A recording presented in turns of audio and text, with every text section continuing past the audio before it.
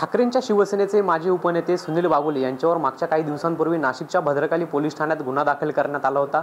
मात्र तक्रारदाराने आता तक्रार देखील मागे घेतलेली आहे आणि त्यामुळे कुठेतरी सुनील बागुले यांचा आता भाजप प्रवेशाचा मार्ग मोकळा झालेला आहे। आपल्यासोबत स्वतः सुनील बागुले आहेत।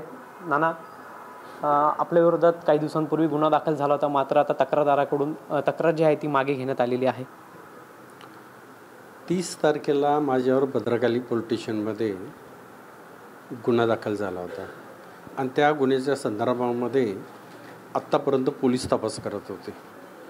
पोलीस तपासामध्ये त्यांना काही निष्पन्न झालं नाही आणि काही निष्पन्न झालं नाही त्यातल्या त्यात जो फिर्यादी होता त्याच्या जबाबामध्ये पण त्यांनी जो आरोप केलेला होता सोनं आणि पैसे चोरीला गेल्याचा, तर ते त्याच्या घरामध्ये मिळून आलं आणि मिळून आल्यानंतर पोलिसांनी जो जबाब घेतला आणि जो तपास केला त्या तपासामध्ये त्यांना आपली बाजू मांडायची होती ती कोर्टामध्ये पोलिसांनी मांडली आणि ही केस बी समरी ज्याला म्हणतो आपण अशा पद्धतीने केल्यानंतर यामध्ये असलेले सर्व कलम आमच्यावरचे काढण्यात आले। यानंतर आपण मुंबईला गेलो होता, तर भाजप प्रवेश आपला होणार होता, मात्र भाजप प्रवेश थांबला आपला।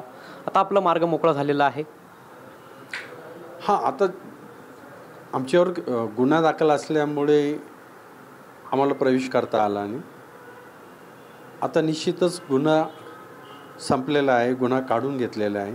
त्याच्यानंतर प्रवेशासाठी आता आम्ही मोकळे आहे, कारण आम्ही ज्या संघटनेमध्ये होतो त्या संघटनेने पण आमची हकालपट्टी केलेली, त्याच्यामुळे आता आम्हाला रस्ता मोकळा झालेला आहे। मात्र नाना, आपण गेली अनेक वर्ष त्या संघटनेमध्ये काम केलेलं आहे, जुने शिवसैनिक म्हणून आपल्याकडे बघितलं जातं, मात्र असा निर्णय घेण्यात आला काय?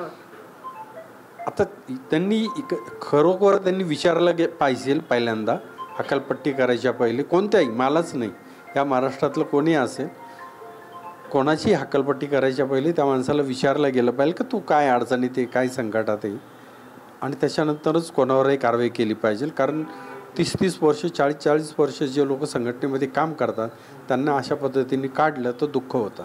आपली ठाकरे गटात कोणावर नाराजी आहे? कोणावरच नाही।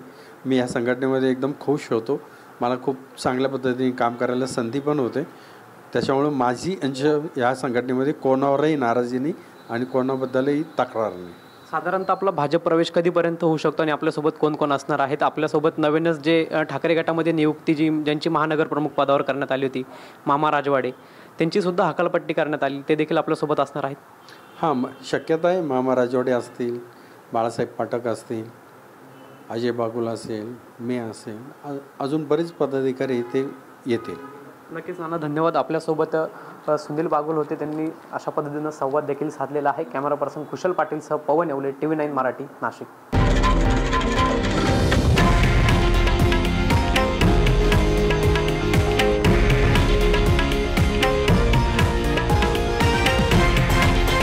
हे आहे देशातील नंबर 1 न्यूज नेटवर्क आणि आपण पाहत आहात TV9 मराठी, एकमेव।